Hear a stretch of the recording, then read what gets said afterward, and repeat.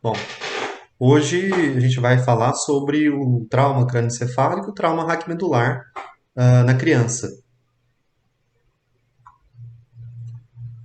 Então, dentro do manejo inicial, TCE e TRN pediátrico, a gente vai falar sobre a avaliação primária, vamos falar um pouquinho sobre a fisiologia da autorregulação da pressão intracraniana, vamos falar sobre como que é feita a avaliação neurológica abreviada na avaliação inicial, as indicações de tomografia, a gente vai falar um pouquinho sobre o PECARNE, manejo do paciente com TCE grave e hipertensão intracraniana.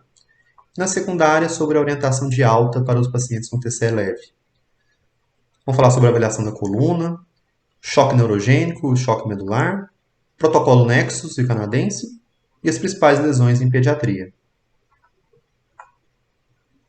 O objetivo primário no tratamento dos doentes com lesão cerebral traumática é de prevenir a lesão cerebral secundária. E qual que é a melhor forma da gente prevenir lesão adicional, lesão secundária naquele cérebro que já foi lesado? Então é garantindo normoxemia e perfusão normal. Então a gente tem que evitar a hipoxemia, manter perfusão. Como que eu consigo garantir isso? Muito simples, fazendo um ABC bem feito. Então, se eu fizer um ABC bem feito, eu estabeleci, né,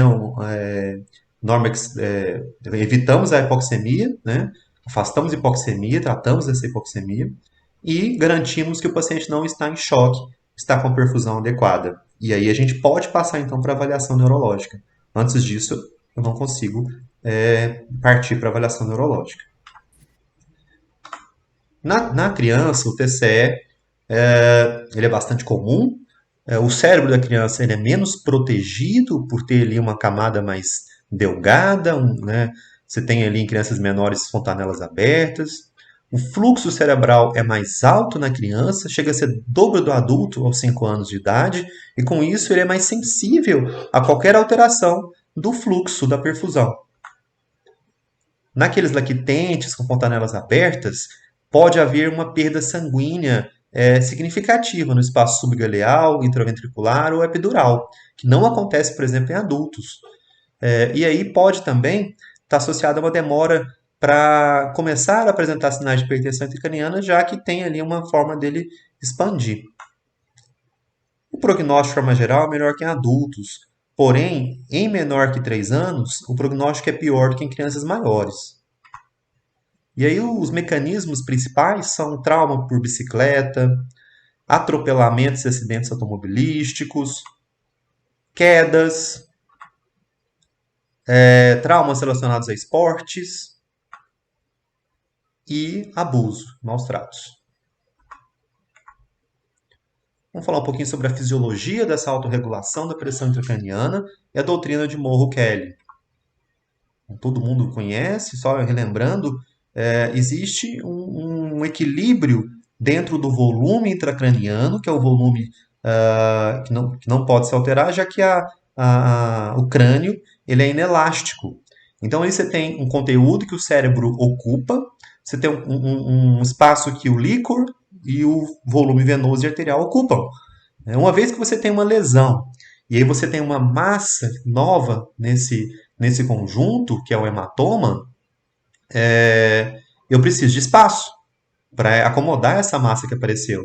Então, esse mecanismo de compensação reduz a quantidade de líquor e de volume venoso dentro desse crânio, permitindo então o aumento dessa massa, até um certo ponto de desequilíbrio. Então, quando chega no ponto máximo, né, então encheu aqui, né, não tem para onde sair mais, o paciente vai descompensar. Então, em gráfico, a gente tem essa curva de Langfield, que divide as fases, né, de acordo com o aumento do volume da massa, a pressão vai aumentando devagarzinho, né, até você ter um aumento súbito na descompensação e herniação. Justamente ali no final, o resultado final é a herniação do conteúdo cerebral em direção ao tronco. E aqui são os vários tipos de herniação. Né? Você pode ter herniação do cingulado, central, transcalvário, acima do cerebelo, abaixo do cerebelo, e a mais comum, a hérnia de Unco. Tá? O hérnia é um cal que vai comprimir aqui o tronco cerebral, causada por uma massa aqui, um hematoma que se formou. E aí, quais vão ser os sinais? A compressão do sistema reticular vai levar ao rebaixamento do nível de consciência. A compressão do nervo oculomotor vai levar a uma dilatação da pupila do lado da lesão. E aí você tem a anisocoria. E compressão do trato córtico espinhal vai levar a uma hemiparesia contralateral devido à decussação das pirâmides. E aí eu tenho a pressão de perfusão cerebral, que é a PPC, que é a pressão arterial média menos a pressão intracraniana.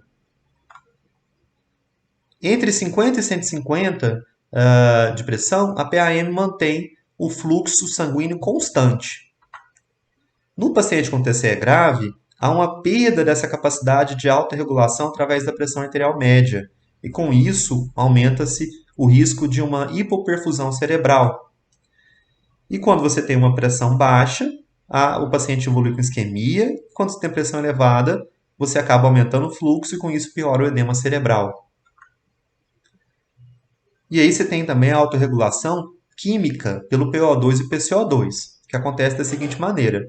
Conforme o PO2 vai caindo, né, eu tenho uma redução da pressão de perfusão e redução do fluxo sanguíneo. E o PCO2, ele tem essa curva, né? Quando ele aumenta, né? Então, quando você tem aumento do CO2, existe ali um aumento do fluxo sanguíneo cerebral, e com o aumento do fluxo sanguíneo cerebral, piora do edema. E quando eu diminuo o PCO2, há uma redução do fluxo sanguíneo cerebral, e com isso, redução do edema.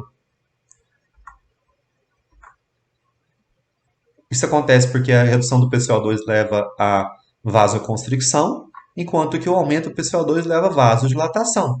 Então a gente tem que ter um equilíbrio entre uma coisa e outra. Se eu abaixo demais, eu vou ter isquemia, por baixo fluxo sanguíneo cerebral. Se eu subo demais, eu vou ter piora do edema cerebral por conta desse aumento do fluxo e vasodilatação. Quando a gente entra no D, eu vou fazer ali uma avaliação rápida do status neurológico do paciente. Lembrando que o ABCDE é o momento de avaliar rapidamente aquelas lesões com risco imediato à vida. Então, dentro da avaliação primária, eu vou avaliar a escala de coma de Glasgow, pupilas, lateralidade, que é a movimentação dos membros, e sinais de fratura de base de crânio. Em relação à escala de coma de Glasgow, essa é a versão mais atual, em que ele divide então em 3 categorias: abertura ocular, resposta verbal, resposta motora, 4, 5 e 6 pontos. Você pode ter abertura espontânea, 4 pontos, abertura ao chamado, 3 pontos, a pressão, e aqui tem uma mudança, antes era o estímulo doloroso, a gente não usa mais esses termos, então você faz uma pressão leve, 2 pontos, não houve resposta de abertura ocular, 1 ponto. Se o paciente não consegue abrir o olho por outros motivos, por exemplo, hematoma palpebral, né, outros motivos qualqueres, a gente considera NT e não é feita a soma. Em relação à resposta verbal, são 5 pontos. Orientado, e aí houve uma simplificação do restante. Confuso, palavras, sons, sem resposta. Então, tirou ali os sons incompreensíveis, palavras inapropriadas, deixou uma forma mais simples. E o NT, que é o não testável, naquela situação que o paciente não pode falar porque tem um hematoma na língua, porque é mudo, por algum motivo eu não consigo avaliar. E a resposta motora, aqui no caso é a melhor resposta motora, eu vou considerar 6 pontos quando obedece a comando simples, localiza 5 pontos, e é uma maneira da gente definir se eu vou dar 5 ou 4 pontos, 4 pontos seria flexão normal, fazendo o pensamento do trapézio. Quando eu faço o pensamento do trapézio, se o paciente levanta as mãos até acima da clavícula, em direção ao estímulo, a gente considera 5 pontos. Se ele eleva a mão, fazendo uma flexão, porém ele não chega até a clavícula, eu considero uma flexão normal. Já a flexão anormal seria uma flexão estereotipada, uma flexão típica da decorticação. E a extensão também seria uma extensão estereotipada, típica da descerebração.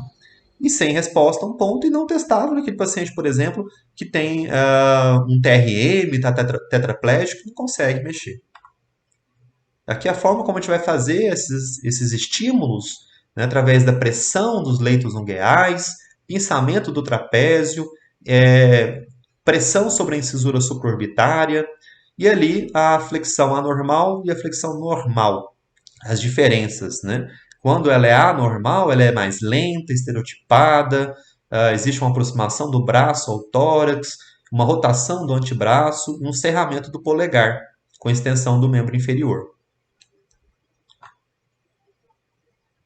Bom, em criança, fica um pouco complicado a gente aplicar todos esses itens, né? Mas em adulto, a gente vai dividir leve, moderado e grave, de acordo com essa pontuação.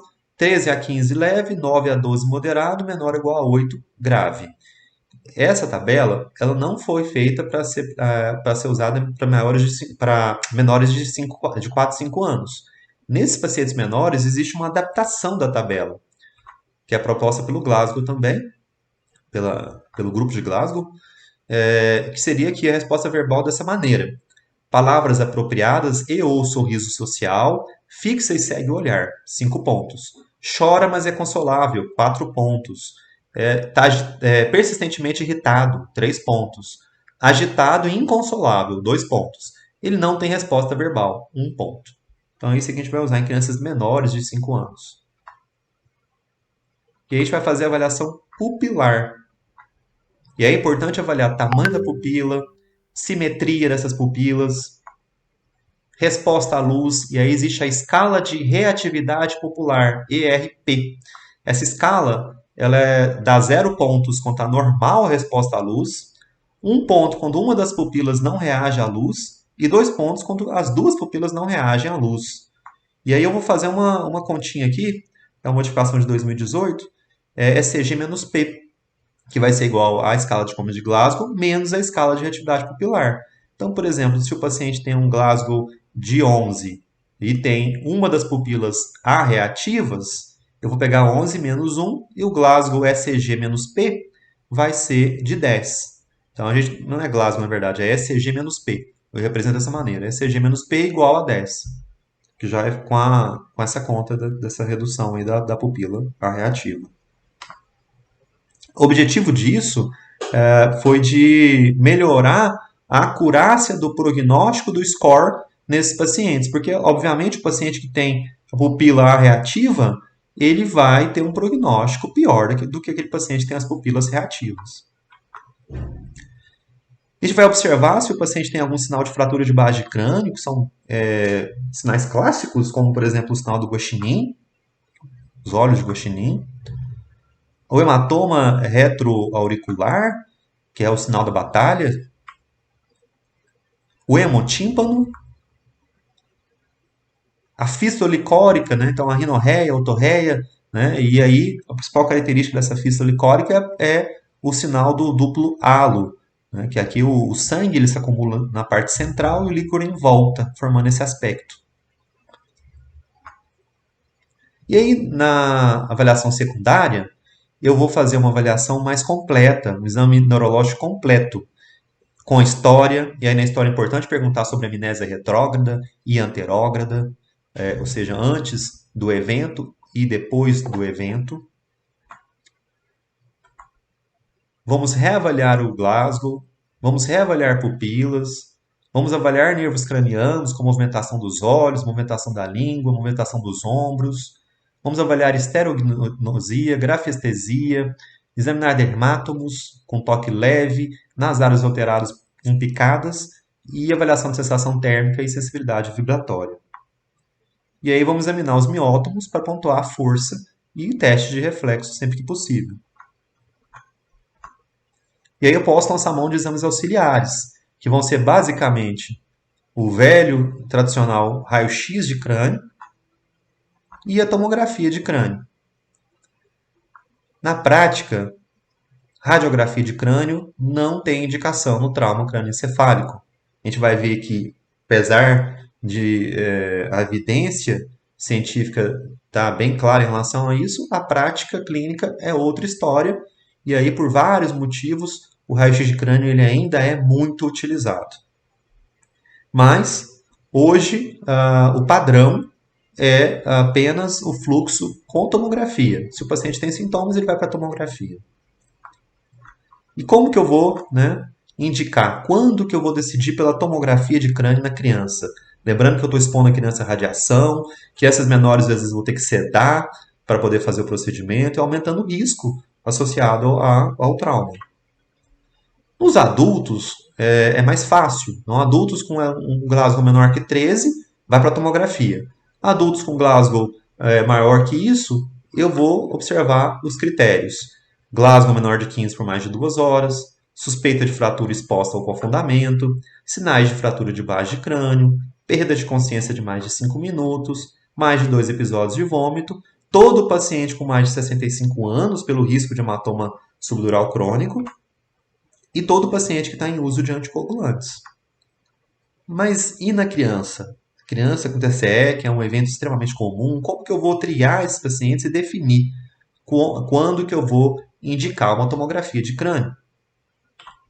Bom, para isso existe o PECARN, que hoje é a recomendação do ATLS, que é uma regra canadense para o uso da tomografia de crânio em crianças. Ele divide em duas categorias, menores de 2 anos e maiores de 2 anos. Em menores de 2 anos, eu vou considerar o seguinte: Glasgow menor que 15, alteração do nível de consciência, sonolência, agitação, resposta lentificada, perguntas repetitivas ou uma fratura de crânio palpável. Veja que aqui não estou falando de raio-x, estou falando de uma palpação, um exame físico que mostra ali uma suspeita de fratura. Se eu tenho qualquer um desses elementos, a recomendação é de se realizar a tomografia. Porque aqui o risco neurocirúrgico, isto é, o risco desse paciente precisar de algum procedimento neurocirúrgico, é alto, é de 4,4%. Se não houver nenhum desses sinais, eu vou considerar outros critérios. Presença de hematoma subgaleal, e aí com exceção do frontal. Então, hematoma subgaleal parietal, occipital, perda de consciência por mais de 5 segundos, comportamento não habitual relatado pelos pais, ou mecanismo perigoso. O que é mecanismo perigoso? Ejeção de veículo, acidente com vítima fatal, capotamento, atropelamento da vítima sem capacete na bicicleta, queda de altura, crianças menores de 2 anos, com queda de altura maior que 90 centímetros. Ou algum objeto pesado que caia na cabeça, algum trauma mais intenso. Se sim, a gente vai discutir tomografia ou observação, porque nesse caso o risco é de 0,9%. Então, eu posso fazer a tomografia, como posso conversar sobre a possibilidade de observar. E aí, o que eu vou levar em consideração nessa minha decisão? Se eu tenho um achado isolado, se é apenas um desses itens, ou se são vários itens, se o paciente está piorando os sintomas ao longo das horas, idade muito pequena, menor que 3 meses, experiência pessoal do médico e, inclusive, o desejo dos pais, que também deve ser levado em consideração. Caso contrário, não há indicação de tomografia, porque nesse caso o risco é menor que 0,02% de ter necessidade de alguma intervenção neurocirúrgica. Já nas crianças com mais de 2 anos, o fluxograma é bem parecido, com pequenas mudanças. Um eletro menor que 15, o Glasgow menor que 15, a alteração do nível de consciência, sonolência, agitação, resposta identificada, perguntas repetitivas, ou sinais de fratura de base de crânio. Nesses casos, tomografia, porque o risco é alto, de 4,3% de procedimentos neurocirúrgicos. Caso contrário, vou considerar vômitos, perda de consciência, cefaleia intensa, mecanismo perigoso. São quase os mesmos da criança menor. A única diferença aqui é a altura. Seria uma altura maior que 1,5 metros na queda. Caso sim, a gente vai discutir benefício versus problemas relacionados ao uso da tomografia, sabendo que o risco é baixo, de 0,8%. E aí o que eu devo levar em consideração? Da mesma forma, Achados são isolados ou são múltiplos? Houve piora dos sintomas? A experiência do pessoal do médico e o desejo dos pais. Caso contrário, não há indicação de tomografia, o risco é menor que 0,05%. Bom, mas na prática, na nossa realidade, será que funcionaria esse PECARN? Foi isso que o pessoal do João 23 tentou avaliar, né? Esse estudo aqui de 2020, publicado em agosto de 2020, com crianças com trauma TCE leve, no João 23, né, que é o Hospital de Referência de Trauma de Belo Horizonte, a equipe de neurocirurgia que conduziu. Foram 1.328 casos de TCE leve em crianças em um ano. Então, é um estudo retrospectivo. Foram feitas 484 tomografias, de acordo com o protocolo deles, que não é o PECARN, que foi um índice de 36,4% dos casos. Nenhuma tomografia veio alterada. E os raios-x de crânio, como eu disse, apesar de não haver uma indicação na literatura, né, nenhum fluxograma fala de fazer raio-x de crânio hoje em dia, mas ainda é muito utilizado na prática clínica. Então você vê que 52%, a maioria dos pacientes, usaram raio-x de crânio. Nenhum veio alterado. E a alta era feita ou pelo pediatra, 74% das vezes, ou pelo neurocirurgião, 17% das vezes. Você vê que a maioria das vezes é o pediatra que é responsável por essa alta. E eles descobriram que, se o tivesse sido aplicado, o PECARN reduziria em mais ou menos 5,3% as indicações de tomografia. Então, teria um benefício, sim, do uso do PECARN, né, na prática clínica, na nossa realidade, a fim de reduzir o número de tomografias. Em relação aos achados alterados, das lesões intracranianas, a gente tem aqui várias possibilidades de hematomas. Você pode ter um hematoma epidural, que está ali acima da dura mater, um hematoma subdural, que está entre a aracnoide e a dura mater, um hematoma subaracnoide e contusões ou hemorragias intracerebrais, assim como intraventriculares. Aqui é a mesma coisa, só com uma visão axial, que vai ser o que a gente vai ver na tomografia, mostrando o hematoma epidural, subdural, contusões e hemorragia subaracnoide traumática, e ali também os pontos de petequia do DAI. DAI é lesão axial difusa. E aqui as imagens mais clássicas que a gente encontra na tomografia, que são aquelas imagens do hematoma subdural, que é a imagem em lua crescente ou em banana, e a imagem do limão siciliano, do hematoma epidural. Então você tem o hematoma subdural e o hematoma epidural. E aqui você tem os achados mais comuns em crianças, que são as pequenas contusões intracerebrais. Geralmente por um trauma direto, né, de golpe ou contragolpe. Então você pode ter a contusão no local onde foi o trauma ou diretamente oposto pelo contragolpe. E aí você pode ter também hemorragias intracerebrais mais graves, né, como nesse caso aqui. Você pode ter hemorragia subaracnoide traumática e hemorragia intraventricular. E a lesão axonal difusa, como eu disse, às vezes a tomografia é normal, ou tem achados bem sutis, como essas petequias, tem várias petequinhas. E na ressonância fica bem mais claro essas lesões. Bom, qual vai ser o manejo então do paciente com TCE grave? TCE grave é aquele paciente com Glasgow menor ou igual a 8. Primeira coisa, garantir via aérea definitiva para esse paciente não broncoaspirar e não fazer hipoxemia. Lembrar que, durante a intubação, é importante não aumentar a pressão intracraniana. Então, é fundamental o bloqueio neuromuscular desse paciente durante a intubação. O uso das drogas vai ser de acordo com a decisão do médico que está fazendo a intubação. Lembrando que não é interessante que o paciente tenha aumento de pressão intracraniana nem queda de pressão arterial. Então, se eu usar doses altas de midazolam, por exemplo, eu posso causar hipotensão. Então, não é tão interessante quanto, por exemplo, etomidato, que apesar de ter risco de insuficiência adrenal, ele não causa hipotensão.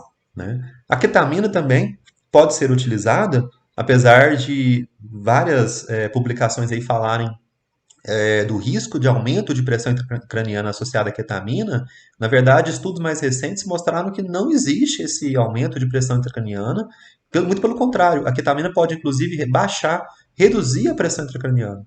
Então é um mito acerca da ketamina em relação a esse aumento da pressão intracraniana. E aí eu vou proceder com a intubação em sequência rápida, né, da forma mais segura possível, evitando alteração de oxigenação, pressão, tanto arterial quanto intracraniana.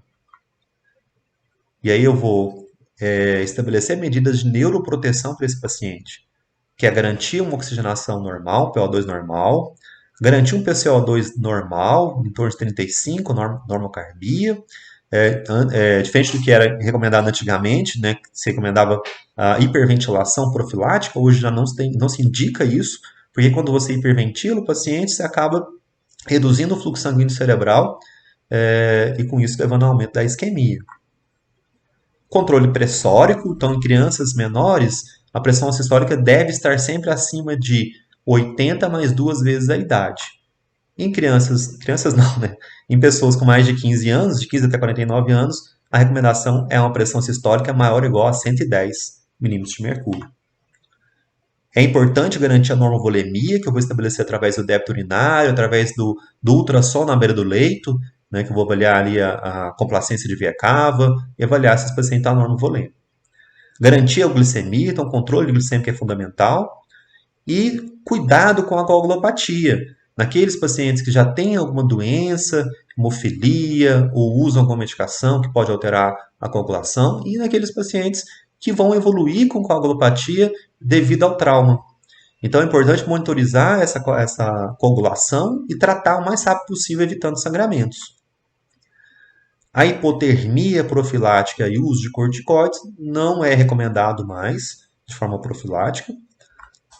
E as crises convulsivas também não há indicação de usar agentes profiláticos. Né? Então, eu só vou tratar se o paciente tiver uma crise convulsiva.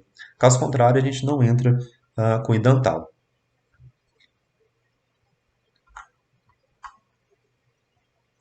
E no caso da hipertensão intracraniana, como que vai ser o manejo desse paciente? Primeiro, como que eu vou identificar isso? Quais são os sinais clínicos? Então, alguns dos sinais clínicos mais comuns. Cefaleia intensa e persistente mesmo após analgesia adequada, vômitos frequentes, rebaixamento do nível de consciência, a tríade de Cushing, que é a hipertensão arterial com bradicardia e alteração do padrão respiratório, anisocoria, pupilas fixas e dilatadas bilateralmente. Todos são sinais de hipertensão intracraniana. Pode haver plegia ou postura motora de decorticação ou descerebração, principalmente unilaterais. Diminuição de 3 ou mais pontos na escala de Como de Glasgow, como eu falei, rebaixamento de consciência. E como que eu vou atuar nesse paciente? Qual vai ser o manejo? As medidas vão ser elevar a cabeceira a 30 graus, afrouxar o colar cervical se ainda estiver usando. O colar cervical pode, esse modelo mais comum que a gente tem no nosso serviço, ele pode levar a uma compressão dos vasos do pescoço, das jugulares, e pode acabar dificultando o retorno venoso. Então, tomar cuidado com o colar muito apertado. A cabeceira é difícil a gente elevar, né, sem mexer na coluna, mas se for possível deixar a cabeceira elevada, assim que tiver a liberação da coluna, manter sempre a cabeceira elevada. Hoje você tem aí macas que fazem uma angulação, né? Você pode angular essa cabeceira sem mexer na coluna do paciente, que seria o ideal. A hiperventilação, quando há sinais bem característicos e evidentes de hipertensão intracraniana, pode ser feita, só que em períodos breves, né? De 20, 30 minutos, em que eu vou manter uma PCO2 em torno de 25 a 30. E quando eu faço isso, voltando, quando eu faço a hiperventilação, eu reduzo o PCO2 e com isso eu vou levar uma vasoconstrição. Eu reduzo o fluxo sanguíneo cerebral e reduzo o edema. E com isso reduzo a pressão intracraniana. Só que reduz a perfusão também. O manitol é um diurético osmótico. A gente tem disponível o manitol 20%, tem 20 gramas em cada 100 ml. A gente usa de 0,25 a 1 grama por quilo, vem em bolos em 5 minutos. Não deve ser usado em doentes hipotensos, já que é um diurético osmótico, vai diminuir a pressão. É importante que o paciente esteja já sondado também, para não fazer bexigoma.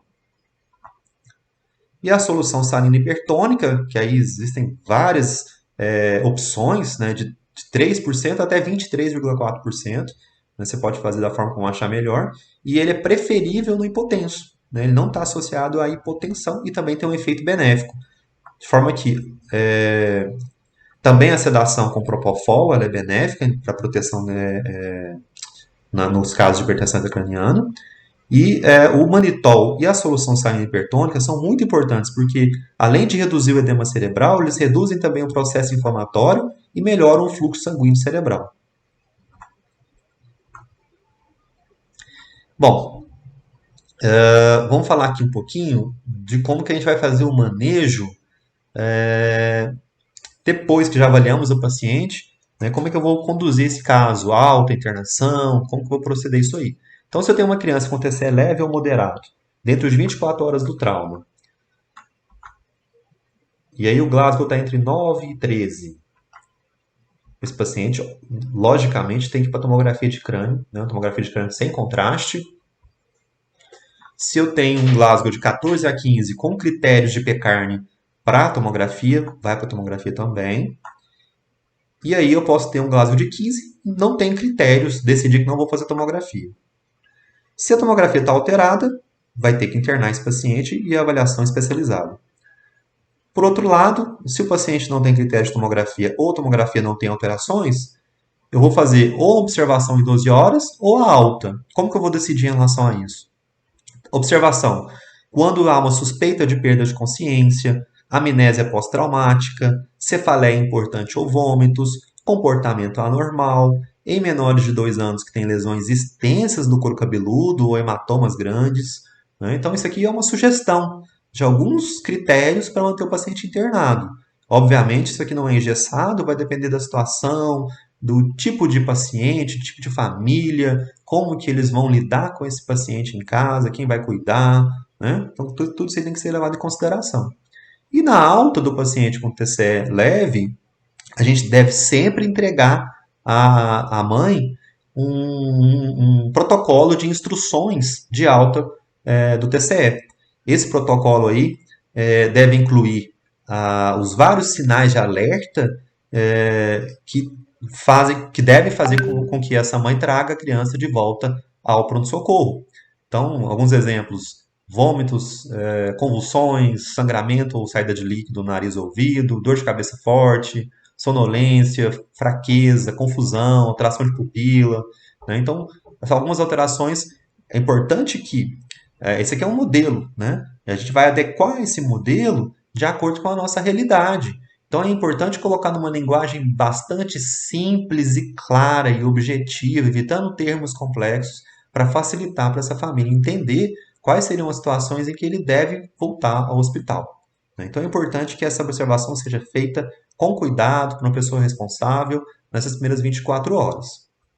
E aí eu posso dar alta para o paciente com toda tranquilidade. E documentando tudo isso aí no prontuário, naturalmente. Bom, vamos falar agora do trauma raquimedular. Bom, ele não é comum, apenas 5% dos traumas raquimedulares acontecem em criança. O paciente já vai chegar ali com imobilização com prancha rígida, colar cervical e os bloqueadores de cabeça, head block, que é justamente para manter ali o pescoço bem imobilizado. Lembrar que sempre o rolamento vai ser feito em bloco até a gente descartar lesões de coluna. É importantíssimo, da mesma forma que no TCE, garantir a oxigenação e perfusão normais. Na secundária, é o momento de identificar a lesão. Então, na primária, eu não vou preocupar em saber que lesão que está acontecendo, qual o nível, isso tudo faz parte da secundária. E aí eu vou fazer um exame neurológico completo.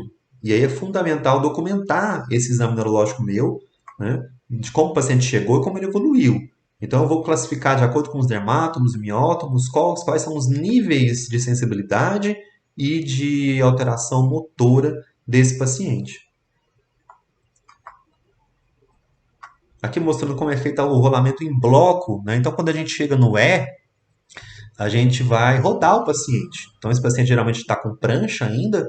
Né? É sempre uma pessoa que se posiciona ali na cabeça que vai comandar. Tá? Esse comando tem que ser muito claro, né? Então a gente costuma pedir para a pessoa falar 1, 2, 3 e no 3 virar. Então antes você fala, ó, vou contar de 1 até 3, no 3 nós vamos virar. Evitar 1, 2, 3 e já, né? 1, 2, virar, né? Então tomar cuidado com isso, fazer direitinho a contagem, falar alto de forma bem clara para todo mundo ir no mesmo momento. E é importante ali 2 a 3 pessoas para facilitar esse rolamento. Você vê ali o posicionamento das mãos no dorso, na pelve e nos membros inferiores. E aqui, fazendo o rolamento, você vê que uma pessoa ficou responsável só pelo membro inferior, e especialmente quando há fratura de perna, é importante ter uma pessoa ali só por conta de segurar a perna, para diminuir a dor, e as outras pessoas rolando. E aí uma outra pessoa vai vir agora e vai fazer o exame do dorso desse paciente, verificar se tem alguma ferida, se tem algum hematoma, e fazer a palpação da linha média posterior em busca de crepitação, hematoma e dor. Então é importante falar com o paciente, né, para ele responder se tem ou não dor, né, desde que possível. Né? Tem situação que não tem como. Mas se o paciente não consegue responder, você palpa em busca de alterações clínicas. Se ele está consciente, você pede para ele falar se tem dor ou não naquele local onde está sendo comprimido. E aí você palpa toda a coluna do paciente. E nesse momento, você vai retirar a prancha.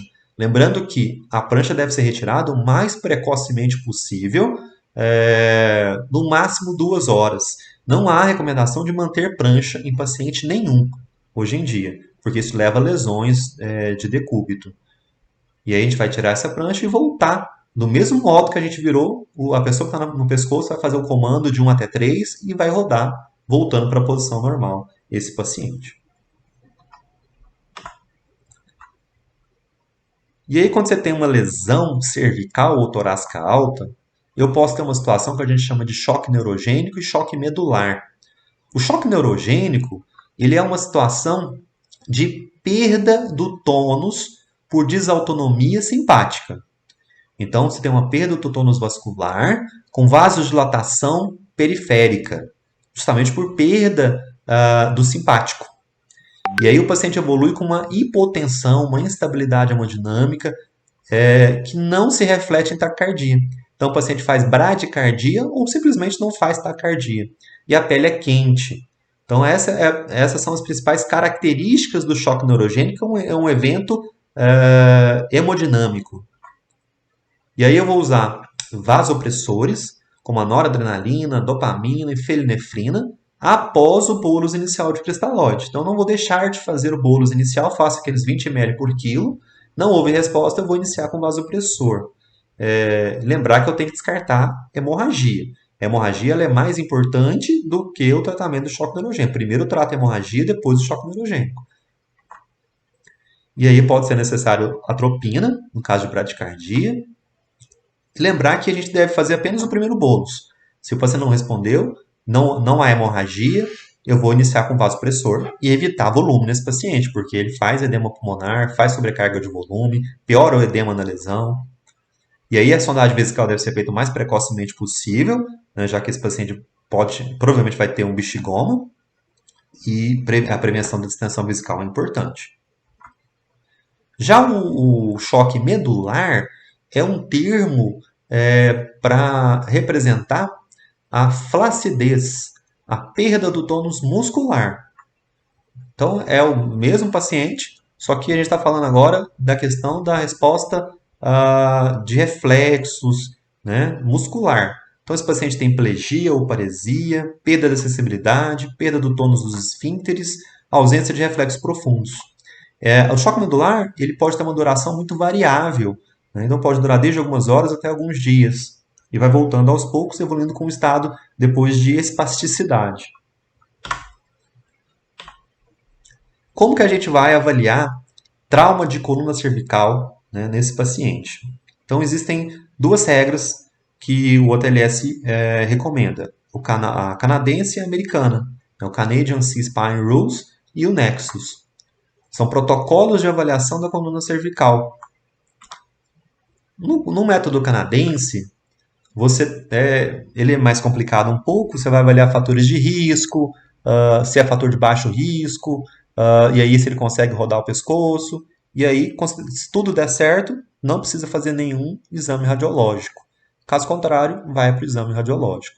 O problema é que a regra canadense ela é somente para pacientes com mais de 16 anos. Então, não posso aplicar ele em pediatria. Já o Nexus eu posso aplicar em crianças.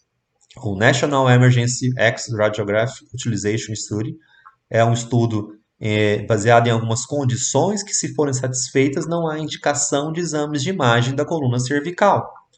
Quais são essas condições? São cinco condições. A ausência de dor na linha média posterior do pescoço. Então, se o paciente já fala que está doendo o pescoço, eu não posso aplicar. Se quando eu palpo a coluna cervical a queixa de dor, lembrando que eu estou falando de palpação da linha média. Se a dor for paramediana, não entra nesse critério. Estou falando da dor na linha média. O segundo critério, alterações do nível de consciência, né? Não pode haver. Então, o segundo critério é que o nível de consciência esteja normal, Glasgow de 15 e orientação tempo, pessoa, espaço. Não pode haver evidência de intoxicação, isso aqui, logicamente, é muito mais para os pacientes adultos que chegam alcoolizados. Então, se o paciente bebeu uma latinha de cerveja, pelo protocolo Nexus, ele deve ser excluído.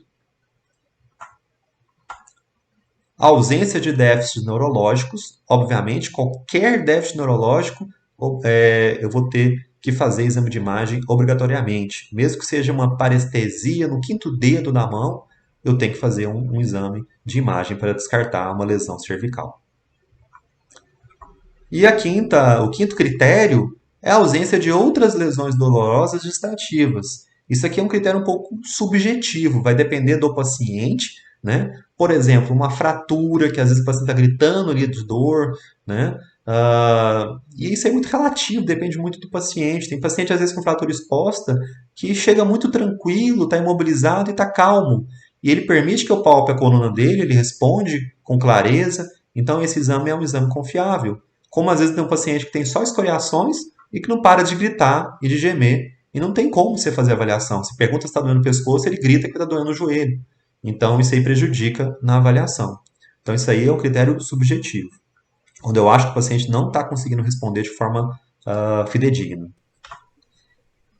Lembrar que ele não é aplicável para maiores de 65 anos, quando há golpe direto do pescoço ou trauma penetrante cervical. O valor preditivo negativo do Nexus é de 99,9%, então é altamente eficaz. Uma vez que estabeleceu os 5 critérios, não há necessidade de fazer exames de imagem e eu vou retirar o colar cervical desse paciente, eu vou palpar a coluna. Então, o passo a passo é abrir o colar, palpar a linha média posterior do pescoço, perguntar se há alguma dor, né? Se houver dor, volta o colar, vai para o exame de imagem. Não houve dor, eu vou pedir para movimentar. Lembrando que a movimentação tem que ser sempre ativa, ou seja, o paciente que movimenta. Nunca, de momento algum, você deve fazer movimentação passiva do pescoço do paciente. Então você pede para o paciente encostar o queixo no ombro, no outro ombro, levantar e abaixar o pescoço e pergunta se houve alguma dor, algum desconforto na linha média posterior do pescoço. Se não houve, está descartado lesão cervical, está resolvido o problema, não precisa fazer raio-x, nem tomografia, nem nenhum outro exame. Tá. Outra dúvida que às vezes surge, qual o momento de fazer essa avaliação? Eu falei lá antes, mas não sei se ficou claro. O momento da avaliação da coluna é na avaliação secundária, não é uma lesão que leva a risco imediato à vida.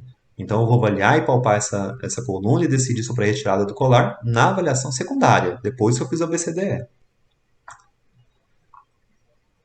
Tá, e aqueles pacientes que não se enquadram no Nexus, né, algum daqueles critérios lá não são estabelecidos, o que, que eu faço? Qual exame eu devo fazer nesse paciente pediátrico? Bom, eu tenho a possibilidade de fazer radiografias, e aí é importante fazer a série de perfil anteroposterior e o transoral para avaliação de CMC2. A vantagem da radiografia é que ela é mais acessível e expõe o paciente a uma radiação bem menor. A tomografia ela tem uma acurácia muito melhor. Ela é feita sem contraste, porém expõe o paciente à radiação e em alguns casos tem que ser feita sedação. A ressonância é melhor para avaliar partes moles, para avaliar medula, ligamentos, né? Então, seria um exame que pode ser necessário em alguns pacientes. Como exame inicial, o raio-x atende bem, com uma acurácia muito boa quando feito as três incidências. Então, você tem a incidência lateral, o perfil, importante que eu consiga ver desde C1 até C7. Aqui anteroposterior. E aqui a transoral, que eu vou avaliar ali C1 e C2. E aí eu vou avaliar as linhas, né, as 4 linhas da coluna cervical, né, avaliando alinhamento, posição dos ossos, se existe algum sinal ali de fratura, de luxação, né? As partes moles, você vê que tem as partes moles, elas até C3, C4, ela é menor, depois ela aumenta, ficando mais ou menos do tamanho do corpo vertebral. Então, se há um aumento da parte mole aqui, pode ser um hematoma.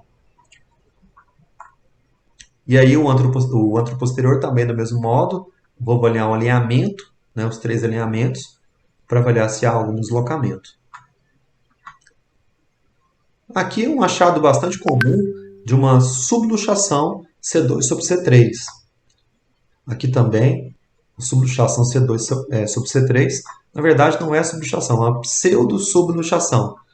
De C2 e C3 está presente em 40% das crianças com menos de 7 anos, 20% até 16 anos. Também pode acontecer subluxação de C3 sobre C4. Né? Como que eu vou diferenciar uma pseudo-subluxação, que não tem que fazer nada, de uma subluxação verdadeira? Bom, na verdadeira, há um desalinhamento posterior. Né? Então você vê que nesse primeiro raio-x aqui é uma pseudo-subluxação. Nesse aqui do lado, você vê que tem o deslocamento aqui, a subluxação, e também o deslocamento posterior. Então, nesse caso aqui, a gente tem uma subluxação verdadeira. Uma forma da gente diferenciar também é colocar um coxim. Então, você coloca um coxim dos ombros até os pés do paciente, você corrige essa posição alterada aí da criança e corrige a imagem dessa pseudo-subluxação. Lembrando que a pseudo-subluxação ela tem menos de 4 milímetros. Né? E quando eu coloco o coxim e refaço o raio-x, normaliza, eu não tenho mais pseudo-subluxação, então eu descarto a subluxação verdadeira. Aqui é uma situação grave, a subluxação rotatória atlantoaxial e a luxação atlanto-occipital, geralmente fatal. São lesões ligamentares graves que acontecem na criança por conta de uma frouxidão ligamentar, né, que acaba permitindo que aconteça essas luxações. A fratura de Jefferson é uma fratura clássica que acontece em criança e em adultos, especialmente por mergulho em águas rasas ou carga axial sobre a cabeça, queda de algum objeto sobre a cabeça. No transoral, eu vejo ali C1 e C2. Eu vejo essa articulação, né, aqui do processo articular de C1 sobre o processo articular de C2. Aqui o dente, né, o corpo de C2 e o processo espinhoso. Então você vê que está bem posicionado aqui essa articulação. Enquanto que aqui na fratura há um deslocamento lateral dessas massas, né? De forma que ele vai sair aqui da articulação, aumentando esse espaço aqui próximo do dente. Então você teve aqui esse afastamento desses processos articulares, porque houve um rompimento do anel. Né? Pode ser a fratura em 1 ponto, 2 pontos, 4 pontos. Classicamente, Jefferson era a fratura de 4 pontos. Mas eu posso dar esse nome para qualquer fratura aqui do anel. Quando tem essas fraturas, há o distanciamento então desses processos articulares. E aqui é a imagem tomográfica mostrando o anel de C1, né, que é fraturado aqui e aqui. E aqui o dente de C2 na articulação. Aqui é uma fratura do processo posterior de C2, que é chamada fratura do enforcado, Hangman. A fratura dos elementos posteriores de C2 acontece quando há uma hiperextensão do pescoço. E aqui é para a gente falar sobre o SIORA. SIORA é o Spinal Cord Injury Without Radiographic Abnormalities, que seria lesão de medula espinhal sem anormalidades radiográficas. Quando eu falo de anormalidades, estou falando radiográficas, estou falando de raio-x e tomografia. Então, fiz raio-x, fiz tomografia, não achei nada de alterado, mas o paciente tem déficit. Ele tem uma alteração neurológica, ou simplesmente dor. Né? Então, eu não devo retirar o colar cervical, devo manter esse paciente imobilizado e aí proceder com uma ressonância. E a ressonância pode mostrar uma alteração na medula espinhal ou ligamentar, de partes moles. Então, o CIORA pode acontecer tanto em crianças como em adultos, mas é mais comum em crianças. Era isso que a gente tinha que falar sobre o TCE e o TRM. Deixar aberto aí para as dúvidas e